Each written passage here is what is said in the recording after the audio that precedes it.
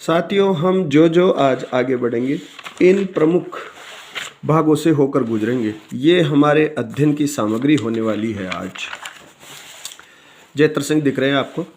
तो शुरुआत करते हैं। सबसे पहले मैं शिवजीराम बलौदा आप सबका पुनः एक बार फिर से हार्दिक स्वागत करता हूं और अभिनंदन करता हूं। तो साथियों, आज हम शुरू करने जा रहे हैं राजस्थान के इतिहास की धुरी या केंद्र कहे जाने वाले गुहिल सिसोदिया राजवंश के अध्ययन की कहानी। तो सबसे पहले शुरू करते हैं गुहिल सिसोदिया राजवंश। हाँ, देखो, विश्व में सर्वाधिक काल तक शासन करने वाला राजवंश इसी राजवंश को कहा जाता है। इसने लगभग 600 एडी से लेकर 1947 ईस्वी तक यानी भारत की आज़ादी तक लगभग 1350 साल तक शासन किया है इस राजवंश ने। तो इसी गुहिल वंश की कहानी हम आज शुरू करने जा रहे हैं। हमारे अध्ययन की सामग्री में आज हम 1273 ईस्वी तक का इतिहास पढ़ेंगे, 600 एडी से। तो सबसे पहले बात कर लेते हैं परिचय या उत्पत्ति की, कि गुहिल कौन थे, कहाँ से आए। तो सबसे पहले बात करेंगे एक जनश्रुति की, उसके बाद में बात करेंगे अबुल फजल के अनुसार। तो देखो, यहाँ से बात कर लेते हैं पहले अबुल फजल के अनुसार।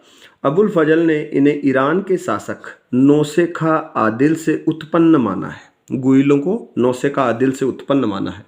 कर्नल टोड की बात करें तो टोड साहब इन्हें वल्लभी से आया हुआ बताते हैं, जो वल्लभी गुजरात में पड़ता है। नैण सिंह भंडारकर, GN शर्मा, ये इन्हें ब्राह्मणों से उत्पन्न मानते हैं। मूर्णोत नैण सिंह और ये सभी इतिहासकार Bhandarkar sir, GN Sharma sir. Doctor Ojha, Gaurishankar Hiran Ojha, ये इन्हें सूर्यवंशी राजपूतों से उत्पन्न मानते हैं। चंद्रवंशियों को तो सिर्फ चंदेलों को माना जाता है ना, चंद्रवंशी राजपूतों से, बाकी सभी सूर्यवंशियों से मानते हैं ये डॉक्टर ओझा। तो अब बात कर लेते हैं उस जनश्रुति की। तो जनश्रुति ऐसी है कि सूर्यवंशी भगवान श्री राम इनकी 61वीं पीढ़ी में भट्टार्क, मैत्रक, सूर्य या मित्र नामक व्यक्ति उत्पन्न हुए। तो ये इसी के नाम है, भट्टार्क के। तो ये 61वीं पीढ़ी थी भगवान राम की। और इस भट्टार्क ने काठियावाड़ क्षेत्र पर कंट्रोल किया, यानी काठियावाड़ क्षेत्र पर इनका शासन चलता था। इनकी राजधानी थी वल्लभीपुर। वल्लभीपुर इनकी राजधानी थी। इसी भट्टार्क की 19वीं पीढ़ी में शिलादित्य नामक व्यक्ति आता है और वो शासन करता है। तो भगवान राम से देखे तो 61 में 19 जोड़ दीजिएगा, यानी 70वीं पीढ़ी। तो भगवान राम की 70वीं पीढ़ी में थे शिलादित्य। आगे बढ़ते हैं। शिलादित्य को वल्लभीपुर का अंतिम मैत्रक राजा माना जाता है। इनके समय अरब आक्रमण होता है शिलादित्य के समय, और इनका ये राज्य नष्ट हो जाता है। लेकिन होता क्या है कि इनकी पत्नी होती है पुष्पावती, वो गर्भवती रहती है। और वो उस आक्रमण के दौरान, जब अरबों ने शिलादित्य के राज्य पर आक्रमण किया, तो उस दौरान पुष्पावती कहाँ चली जाती है? अंबा भवानी की तीर्थ यात्रा करने चली जाती है। जैसे ही उनको ये मैसेज पहुंचता है कि हमारे राज्य पर अरबों ने आक्रमण कर दिया और राज्य को नष्ट भ्रष्ट कर दिया है, तो ये नागदा में आके रुकती है। नागदा में ही ये एक पुत्र को जन्म देती है, क्योंकि ये गर्भवती थी। तो उस पुत्र का नाम होता है गुहदत्त या गुहिल, और इसे ही इस वंश का संस्थापक माना जाता है। और उसका कार्यकाल शुरू होता है 566 एडी से, यानी गुहिल वंश का उदय कब से माना जाता है? 566 एडी से। हम यूँ भी कह सकते हैं कि यह घटना 566 एडी की है, जो जनश्रुति आपको बताई जा रही है। होता यूँ है कि पुष्पावती गुहिल को एक ब्राह्मण होते हैं विजयदत्य, तो विजयादित्य नामक ब्राह्मण को हैंड ओवर कर देती है। उसके बाद में बात करें इनके मूल स्थान की, तो इनका मूल स्थान जैसा कि उपरोक्त वर्णन से दिखता है कि भगवान राम से देखें तो इनका मूल स्थान है अयोध्या, और इतिहासकारों की माने, जिनमें कर्नल टोड भी हैं, तो इनका मूल स्थान माना जाएगा वल्लभीपुर, जो कि गुजरात राज्य में पड़ता है। तो अब विधिवत शुरू करते हैं गुहिल वंश। गुहिल वंश, आई होप आपको क्लियरिटी दिख रही होगी वीडियोज़ में। सबसे पहले गुहिलों की अनेक शाखाओं का हमें इतिहास की पुस्तकों में वर्णन मिलता है। इतिहासकार मुहणोत नैणसी अगर इनकी बात करें तो ये गुहिलों की 24 शाखाओं का वर्णन करते हैं। इन 24 शाखाओं में महत्वपूर्ण शाखाएं थी चाकसू की, यानी चाकसू में गुहिल राज कर रहे थे, काठियावाड़ गुजरात के गुहिल, मारवाड़ यानी राजस्थान के गुहिल, और मेवाड़ यानी राजस्थान के गुहिल। और इनमें सबसे प्रमुख गुहिल थे मेवाड़ के। तो देखो मेवाड़ का प्राचीन नाम था सिवी, प्रागवाट या मेदपाठ। ठीक है, तो प्रारंभ में ये गुर्जर प्रतिहारों के सामंत थे। गुहिल वंश के सभी शासक गुहिल के समय के बाद से ही किन के सामंत थे? गुर्जर प्रतिहारों के सामंत थे। बात करें इनके आरंभिक राजाओं की तो गुहिल के बाद में सील नामक व्यक्ति राजा बनते हैं। उसके बाद में आते हैं अपराजित के बाद में आते हैं भृतभट्ट के समय की एक उपलब्धि है। देखो, इन्होंने गुर्जर प्रतिहार शासक विजयपाल से युद्ध लड़कर अपना सामंत होने का दर्जा समाप्त कर दिया और अब ये स्वतंत्र शासक हो गए। यानी भृतभट्ट के समय से ही गुहिल प्रतिहारों से स्वतंत्र हो जाते हैं, अब वो उनके सामंत नहीं रहते हैं। भृतभट्ट के बाद में अल्लठ इस कुर्सी पर बैठते हैं, फिर नरवाहन बैठते हैं, और उसके बाद में आते हैं शक्ति कुमार के बाद की कहानी आगे के पेज में देखते हैं।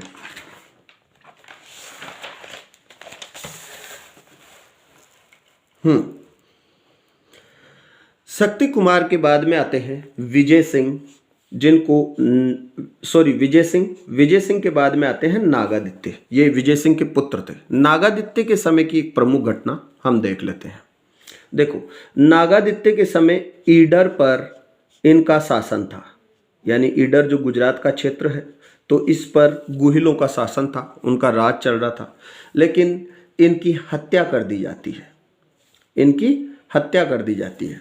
तो इनकी विधवा पत्नी अपने 3 वर्षीय पुत्र, जिसका नाम बप्पा रावल होता है, तो इस 3 वर्षीय पुत्र को लेकर बड़नगरा जाति की कमलावती नामक महिला को सौंप देती है, उसकी संरक्षण में चली जाती है। उस क्षेत्र में भीलों का बहुत आतंक था, तो ये कमलावती इनको यहाँ से, इस बालक को, बप्पा रावल को यहाँ से ले जाती है और नायक जंगलों में ले जाती है। यहाँ से कहाँ ट्रांसफ़र कर दिया जाता है बालक को? नायकों के जंगलों में। ये राजस्थान का हिस्सा है।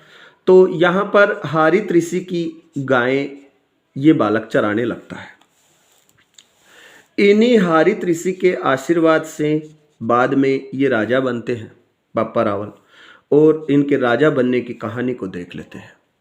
सबसे पहले युवा होने पर, यानी ये गायें चरा रहे हैं हरित ऋषि की, और जैसे ही ये जवान होते हैं तो ये, उस समय चित्तौड़ पर मौर्य वंश का शासन था और उस समय राजा थे मान मौर्य, तो मान मौर्य की सेना में ये शामिल हो जाते हैं युवा होते ही।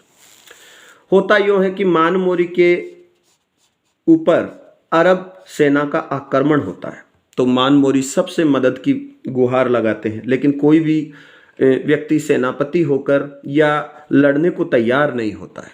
तो बापा ने ये चैलेंज स्वीकार किया, क्योंकि मौके गंवाने नहीं चाहिए, और बापा ने न केवल ये चैलेंज स्वीकार किया बल्कि जीत दर्ज की, यानी अरबों को बापा ने हरा दिया। और देखो, ईरान, इराक, खुरासान तक का क्षेत्र कंट्रोल में कर लिया। इसके बाद में यह होता है कि बापा ने चित्तौड़ को भी जीत लिया, यानी मान मौर्य की सत्ता को समाप्त कर दिया। यानी मौर्यों की सत्ता समाप्त, और अब यहाँ पर शासन चलता है गुहिल वंश का। तो देखो, कर्नल टोड इस घटना का समय मानते हैं 713 ईस्वी, और जो कवि राजा श्यामल दास हैं वो इस घटना का समय मानते हैं 734 ईस्वी। तो ये थी बप्पा रावल के प्रारंभ से विजेता बनने की कहानी।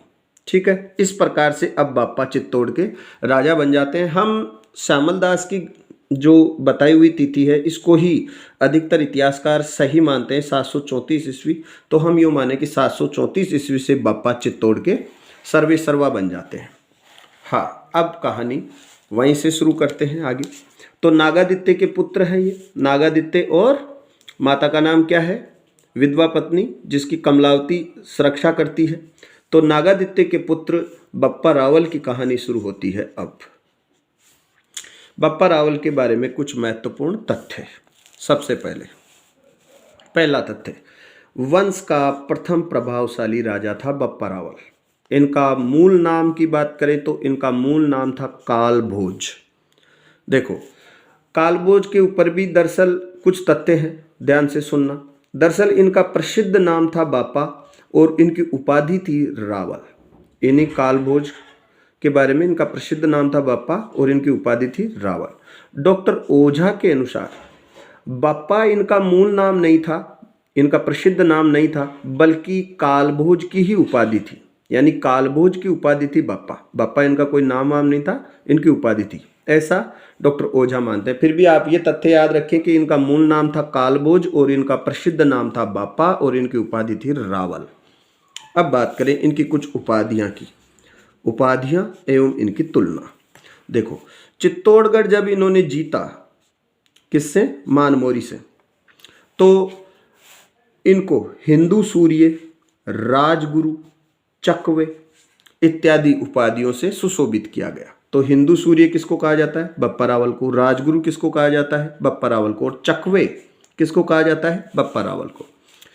जब इन्होंने अरब आक्रमणकारियों को हराया था, यानी मानमोरी की सेना में सेनापति का पद संभालते हुए जब इन्होंने अरब आक्रमणकारियों को हरा दिया था, खलीफा की सेना को हरा दिया था, तब इतिहासकार सीवी वैद्य ने उनके इस शौर्य के कारण इनकी तुलना चार्ल्स मार्टेल से की है। चार्ल्स मार्टेल, दरअसल चार्ल्स मार्टेल एक फ्रांसीसी सेनापति थे, एक फ्रेंच सेनापति थे और ये पहले ऐसे सेनापति थे जिन्होंने अरब सेना को हराया था। तो आपको ये भी समझ में आ गया होगा कि चार्ल्स मार्टेल कौन थे। तो चार्ल्स मार्टेल किसको कहा गया है? बप्पा रावल को। कौन कहता है? सीवी वैद्य। अब बात करें बप्पा रावल की धार्मिक आस्था और निर्माण कार्यों की। दरअसल बप्पा रावल पाशुपत, जो भगवान शिव के ही अनुयायी होते हैं, तो पाशुपत जो शिव जी का ही संप्रदाय है, पाशुपत धर्म के अनुयायी थे।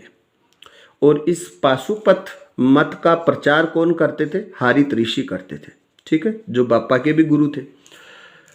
इसी मत के अकॉर्डिंग इन्होंने अपने आराध्य देव एकलिंग जी को माना, ठीक है। ये उदयपुर के नज़दीक है, 17-18 किलोमीटर उदयपुर से, राजसमंद साइड। तो वहाँ पर कैलाशपुरी नामक जगह है, तो वहाँ पर इन्होंने एकलिंग जी का मंदिर बनवाया बापा ने अपने आराध्य देव का। और यूँ कहा कि ये जो शिव जी हैं ये मेवाड़ के राजा हैं, यानी एकलिंग जी ही मेवाड़ के राजा हैं और मैं क्या हूँ? इनका दीवान हूँ। तब से लेकर आज तक मेवाड़ के सभी शासक स्वयं को एकलिंग जी का दीवान मानते आए हैं, ठीक है। तो ये बप्पा रावल की कहानी चल रही है। आगे बढ़ते हैं।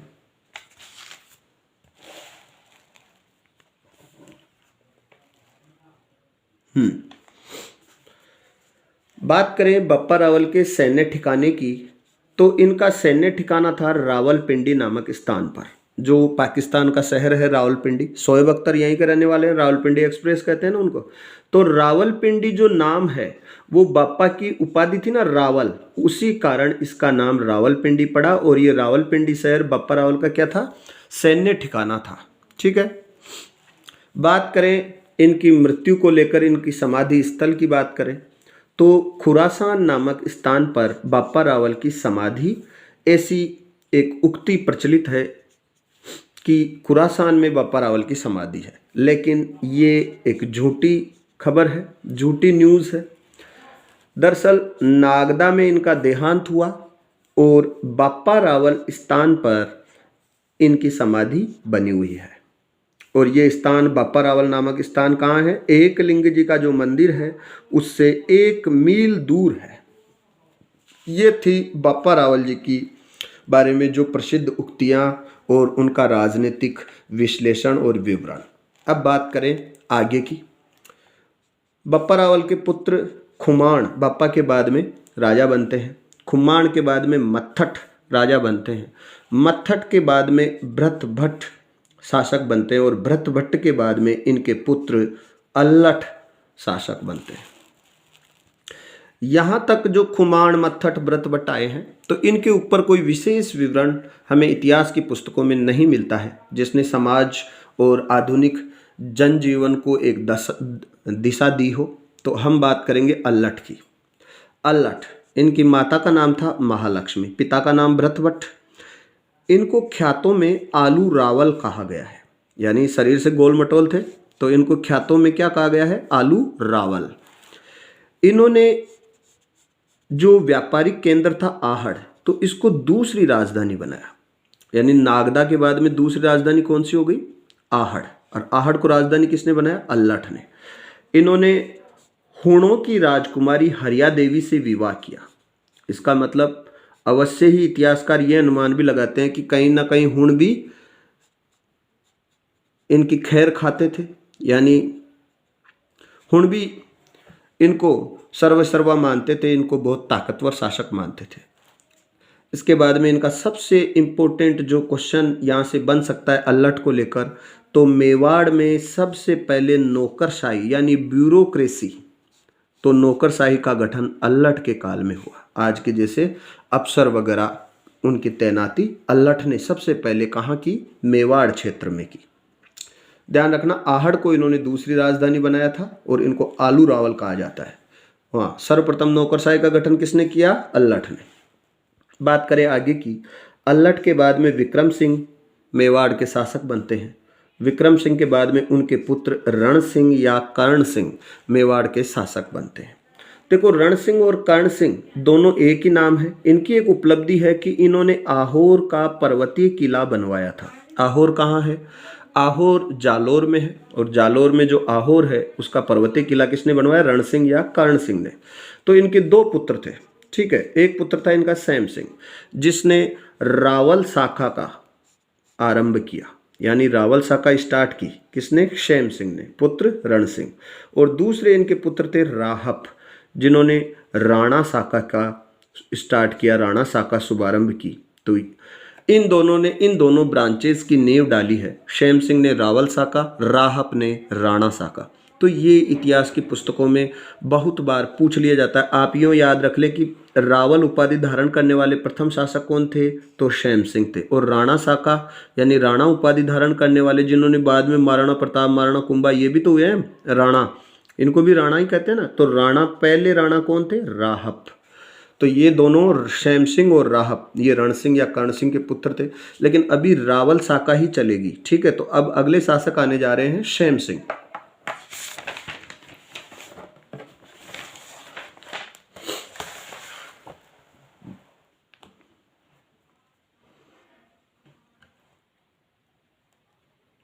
दिख रहा है, हाँ। बात करें सैम सिंह। सैम सिंह जो रावल शाखा के संस्थापक माने जाते हैं। सैम सिंह के बाद में इनके पुत्र आते हैं सामंत सिंह। सैम सिंह के पुत्र आते हैं सामंत सिंह। और सामंत सिंह के समय कीतू चौहान, जो कीर्तिपाल था, कीतू चौहान जिसको कहते हैं, उसने मेवाड़ पर कब्जा कर लिया। नाडोल शाखा वाला, नाडोल के चौहान सुना है ना नाम। तो उस कीतू चौहान ने सामंत सिंह को हराकर मेवाड़ पर कंट्रोल कर लिया। लेकिन सैम सिंह के दूसरे पुत्र कुमार सिंह ने, सैम सिंह के दूसरे पुत्र कुमार सिंह ने कीतू चौहान से मेवाड़ को वापस छीन लिया और अब कुमार सिंह राजा बनते हैं। कुमार सिंह के बाद में मेवाड़ के अगले शासक होते हैं जैत्र सिंह। बहुत महत्वपूर्ण है, यहाँ से क्वेश्चन आ सकता है। तो जैत्र सिंह का समय 1213 से लेकर 1253 ईस्वी, ये डॉक्टर ओझा के अनुसार है। और अन्य इतिहासकार इस 3 वर्ष के कार्यकाल को घटा देते हैं और वो है 1213 से लेकर 1250 ईस्वी। तो डॉक्टर ओझा इनका कार्यकाल मानते हैं 1213 से 1253 ईस्वी और अन्य इतिहासकार मानते हैं 1213 से 1250 ईस्वी। तो शुरू करते हैं जैत्र सिंह के बारे में। काफ़ी लंबा कार्यकाल है, 30 वर्ष का, ठीक है। 30 वर्ष का क्या, सॉरी 37-38 वर्ष का, यानी यहाँ देखे ओझा के अनुसार तो 40 वर्ष का और ये ऐसे माने तो 37 वर्ष का, ठीक है। तो आप तो 1213 से 1253 ही याद रख लो ताकि क्रमभंगता ना हो इतिहास में जब हम इन शासकों का क्रम याद करें तब। तो सबसे पहली बात, इनको इतिहासकार दशरथ शर्मा ने प्रारंभिक मध्यकालीन मेवाड़ का गोल्डन एज कहा है, यानी इनके कार्यकाल को जेत्र सिंह का काल प्रारंभिक मध्यकालीन मेवाड़ का स्वर्ण काल कहा जाता था। दोबारा से बोल रहा हूं, जेत्र सिंह का काल प्रारंभिक मध्यकालीन मेवाड़ का स्वर्ण काल कहा जाता था। ऐसा किसने कहा है? दशरथ शर्मा ने कहा है। अगर आपसे पूछ ले प्रारंभिक मध्यकालीन मेवाड़ का स्वर्ण काल किस शासक के काल को कहा जाता है, तो आपका जवाब होना चाहिए जेत्र सिंह। तो जब इतना स्वर्ण काल है तो हम बात करेंगे इनकी उपलब्धियों की, क्योंकि स्वर्ण काल तो उपलब्धियों को देखकर ही कहा जाता है। तो सबसे पहले सांस्कृतिक उपलब्धियों की बात करेंगे साथियों हम। इनके कार्यकाल में 2 शिलालेख उत्कीर्ण करवाए गए। एक 1213 ईस्वी में, ये एकलिंग जी के मंदिर के चौक में रखा हुआ है। एकलिंग जी वही जो बापा रावल ने बनवाया है, याद आया? दूसरा 1222 ईस्वी का एक शिलालेख है जो नादे समा गांव के सूर्य मंदिर में रखवाया गया है, वहां पर उत्कीर्ण है ये। 2 तो शिलालेखों की बात हो गई, 1213 और 1222। इसके अलावा इनके काल में 2 प्रमुख पुस्तकें लिखी गई। 2 पुस्तकों की बात करें तो एक पुस्तक है ओग निर्युक्ति, जो आहड़ में रची गई, ठीक है, और इसमें जेत्र सिंह के मुख्यमंत्री जगत सिंह का उल्लेख आता है। तो जेत्र सिंह का मुख्यमंत्री कौन था? जगत सिंह। ये भी याद रखना, जगत सिंह किसके मुख्यमंत्री थे? जेत्र सिंह के। और इसका उल्लेख हुआ है ओग निर्युक्ति नामक पुस्तक में, ठीक है। इसके अलावा इनके काल में एक पाक्षिक वृत्ति नामक पुस्तक भी लिखी गई। पाक्षिक वृत्ति ये वैजल ने लिखी थी, और इसमें उत्तर और दक्षिण के राजाओं का मान मर्दन करने वाला बताया गया है जेत्र सिंह को। यानी उत्तर और दक्षिण के राजाओं का मान मर्दन करने वाला शासक कौन? तो जेत्र सिंह। और ये किस में लिखा गया है? पाक्षिक वृत्ति नामक पुस्तक में। और ये किसके द्वारा लिखी गई थी? वैजल के द्वारा। तो 2 पुस्तकें इनके कार्यकाल में लिखी गई है, ओग निर्युक्ति और पाक्षिक वृत्ति, दोनों इंपॉर्टेंट है। अब बात करें इनकी राजनीतिक उपलब्धियों की। जेत्र सिंह की राजनीतिक उपलब्धियां ध्यान से सुनना है साथियों। देखो, सबसे पहले 1227 ईस्वी में इल्तुतमिश ने इनके ऊपर आक्रमण किया, यानी मेवाड़ के ऊपर आक्रमण किया, नागदा के ऊपर आक्रमण किया। इस युद्ध का नाम है भूताला का युद्ध। इस युद्ध में देखो जीत हो जाती है किसकी? रावल जेत्र सिंह की जीत होती है इसमें, ठीक है। जेत्र सिंह जीत जाते हैं, लेकिन होता क्या है, बहुत अधिक नुकसान हो जाता है। किसको? राजधानी नागदा को बहुत अधिक नुकसान होता है, और इससे क्या होता है, जेत्र सिंह को कैपिटल को ट्रांसफर करना पड़ता है, यानी राजधानी को स्थानांतरित करना पड़ता है। और तब जेत्र सिंह ने विवश होकर, मजबूर होकर, हालांकि युद्ध में जीत गए हैं, लेकिन विवश होकर, मजबूर होकर इन्होंने राजधानी को नागदा से कहाँ ले गए? चित्तौड़गढ़। तो देखो, राजधानी नागदा थी, व्यापारिक राजधानी किसने, दूसरी राजधानी किसको बनाया गया? आहड़ को, और वो अल्लठ ने बनाई थी। और अब तीसरी राजधानी आ जाती है चित्तौड़गढ़। तो नागदा बापा रावल के टाइम थी, आहड़ किसके टाइम थी? अल्लठ के समय, और अब है चित्तौड़गढ़। और उसको राजधानी कौन बना रहे हैं? जेत्र सिंह। ये तीसरी राजधानी, और ये परमानेंट कैपिटल हो जाती है बाद में, जब तक उदयपुर राजधानी नहीं बनती। उदयपुर कब बनती है? 1559 में उदय सिंह के द्वारा, ठीक है। तो तब तक अब चित्तौड़गढ़ ही राजधानी रहने वाली है। देखो, इस पूरे युद्ध के साक्ष्य, जो भूताला का युद्ध है इल्तुतमिश के खिलाफ 1227 AD में, तो इसके साक्ष्य हमीर मद मर्दन नामक ग्रंथ में मिलते हैं। और इस ग्रंथ में मजे की बात यह है, इसका अर्थ देखो, हमीर का मद मर्दन करने वाला। और इस ग्रंथ में हमीर किसको कहा गया है? इल्तुतमिश को कहा गया है, ठीक है। ये याद रखने वाली बात है। इल्तुतमिश के अलावा जो इल्तुतमिश के बाद में 1246 AD में, यानी इल्तुतमिश का कार्यकाल तो 1236 AD तक ही समाप्त हो गया था, तो 1246 AD में नासिरुद्दीन महमूद दिल्ली सल्तनत के सुल्तान बनते हैं, और उनका भी आक्रमण जेत्र सिंह पर हुआ। तो ये दूसरे हो गए सल्तनत शासक, एक तो इल्तुतमिश, दूसरे नासिरुद्दीन महमूद, इनका भी जेत्र सिंह पर आक्रमण हुआ। दरअसल ये आक्रमण क्यों हुआ, इसके बारे में बात करें तो नासिरुद्दीन महमूद के भाई ने बगावत कर दी थी, और उसको शरण दी थी किसने? जेत्र सिंह ने। तो नासिरुद्दीन महमूद के भाई को शरण देने के कारण नासिरुद्दीन महमूद ने अटैक किया, और यहाँ पर भी रावल जेत्र सिंह की विजय होती है, ठीक है। तो इसका मतलब काफ़ी महान शासक हैं, काफ़ी शौर्य, काफ़ी शूरवीर शासक, जिनके शौर्य की ज्वाला दूर दूर तक फैली हुई थी, हम यूँ कह सकते हैं।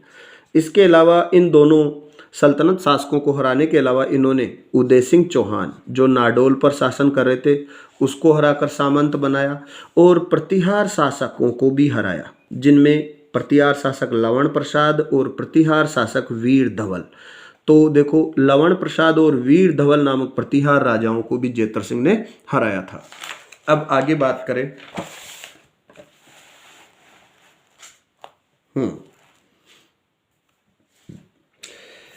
इसके अलावा इन्होंने आहड़ पर चालुक्यों का राज हो गया था, तो आहड़ को भी चालुक्यों से वापस अपने अंडर में, अपने कंट्रोल में कर लिया। इनके इतने युद्धों में, देखो युद्ध सैन्य अधिकारियों के बिना नहीं जीते जा सकते, तो इनके योग्य सैन्य अधिकारी थे मदन और बालाक। तो आपसे ये पूछा जा सकता है मदन और बालाक किसके सैन्य अधिकारी थे, किसके सेनापति थे? तो आपका जवाब होना चाहिए जेतर सिंह। और इनके प्रधानमंत्री का नाम भी आ चुका है अभी, है ना। अब बात करें जेतर सिंह के बाद में अगले शासक, और आज के हमारे इस अध्ययन का अंतिम भाग है ये। हम बात करेंगे अब रावल तेज सिंह के बारे में। तेज सिंह का शासनकाल 1250 से 1273 ईस्वी तक का है। सबसे पहले बात करें इनकी उपाधियों की, तो इनकी उपाधियों में इनको परम भट्टारक, महाराजा धीराज, परमेश्वर कहा गया है। ठीक है, इनकी उपाधियां देखिए, परम भट्टारक तेज सिंह, महाराजा धीराज तेज सिंह, परमेश्वर तेज सिंह। इसके अलावा इनको उमापतिवार भी कहा गया है, उपाधियां इन्होंने उमापतिवार की भी ग्रहण की है। और इसके अलावा लब्ध प्रौढ़ प्रताप, तो परम भट्टारक, महाराजा धीराज, परमेश्वर, उमापतिवार और लब्ध प्रौढ़ प्रताप, लब्ध प्रौढ़ प्रताप, तो ये पांचों उपाधियां हैं। देखो, दो उपाधियों का एक लॉजिक आएगा। देखो, इनके कार्यकाल में बलबन का अटैक हुआ। नासिरुद्दीन महमूद के बाद में बलबन ही दिल्ली सल्तनत के शासक बने थे। वो नासिरुद्दीन महमूद के ससुर थे, ठीक है, बलबन। और बलबन का आक्रमण हुआ इनके ऊपर, लेकिन इन्होंने जीत दर्ज की, यानी तेज सिंह जीत गए। सबसे महत्वपूर्ण जो इनके कार्यकाल में आक्रमण हुआ और जो इनकी उपलब्धि है वो है इन्होंने बीसल देव के विरुद्ध युद्ध लड़ा और जीत हासिल की। तेज सिंह ने बीसल देव के विरुद्ध युद्ध लड़ा और जीत हासिल की, और इस जीत से उत्साहित होकर इन्होंने ये दो उपाधियां ग्रहण की थी, उमापतिवार वाली और लब्ध प्रौढ़ प्रताप वाली। बात करें आगे, तेज सिंह की पत्नी थी जेतल देवी। क्या नाम था पत्नी का? जेतल देवी। और जेतल देवी ने चित्तौड़गढ़ में श्याम पार्श्वनाथ का मंदिर बनवाया था। कौन सा मंदिर बनवाया? श्याम पार्श्वनाथ का मंदिर बनवाया। इसके अलावा तेज सिंह के एक सबसे बड़ी उपलब्धि जो इनकी सांस्कृतिक उपलब्धियों में गिनी जाएगी, राजस्थान का ताड़पत्र पर चित्रित पहला ग्रंथ तेज सिंह के कार्यकाल में ही चित्रित किया गया था। उस ग्रंथ का नाम था श्रावक प्रतिक्रमण सूत्र चूर्णी। क्या नाम था ग्रंथ का? श्रावक प्रतिक्रमण सूत्र चूर्णी। ये ग्रंथ 1260 ईस्वी में चित्रित किया गया। आहड़ में चित्रण हुआ इसका, और इसको चित्रित करने वाले व्यक्ति का नाम है कमल चंद्र, यानी इसके लेखक कौन है? कमल चंद्र। तो श्रावक प्रतिक्रमण सूत्र चूर्णी किसके कार्यकाल में चित्रित किया गया? तो तेज सिंह। ये क्या है? तो ये राजस्थान का ताड़पत्र पर चित्रित पहला ग्रंथ है। अच्छा, इसका चित्रण कब हुआ? 1260 में। कहाँ हुआ? आहड़ में। और किसके द्वारा किया गया? कमल चंद्र के द्वारा। तो साथियों, आज के लिए इतना ही, इजाज़त चाहेंगे। मैं शिवजी राम बलौदा।